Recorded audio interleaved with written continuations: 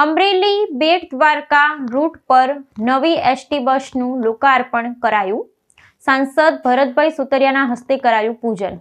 અમરેલી જિલ્લાના મુસાફરોની સુવિધામાં વધારો કરવાના હેતુથી ગુજરાત રાજ્ય માર્ગ વાહન વ્યવહાર નિગમ દ્વારા બેટ દ્વારકા રૂટ પર નવી બસ કાર્યરત કરવામાં આવી છે. આ પ્રસંગે આયોજિત કાર્યક્રમમાં વિભાગીય નિયામક અને ડેપો મેનેજરની વિશેષ ઉપસ્થિતિમાં મહાનુભાવોએ રિબન કાપીને લોકાર્પણ વિધિ પૂર્ણ કરી હતી.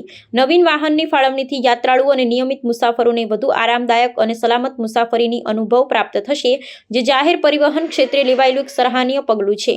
રાજકીય અને વહીવટી અગ્રણીઓની હાજરીમાં યોજાયેલા આ કાર્યક્રમ દરમિયાન સાંસદ શ્રીએ જણાવ્યું હતું કે છેવાડાના માનવી સુધી સુવિધાઓ પહોંચાડવી એ સરકારની પ્રાથમિકતા છે. અમરેલી ડેપોમાં નવા વાહનોના ઉમેરાથી પરિવહન સેવા વધુ સંગીન બનશે અને લાંબા અંતરના રૂટ પર મુસાફરોને પડતી મુશ્કેલીઓનો અંત આવશે. આ તબક્કે નિગમના અધિકારીઓ પણ વિભાગની કામગીરી અને ભવિષ્યના આયોજન અંગે વિગતો રજૂ કરી હતી, જેમાં ટેકનોલોજી અને ભૌતિક સુવિધાઓના સમન્વય પર ભાર મૂકવામાં આવ્યો હતો.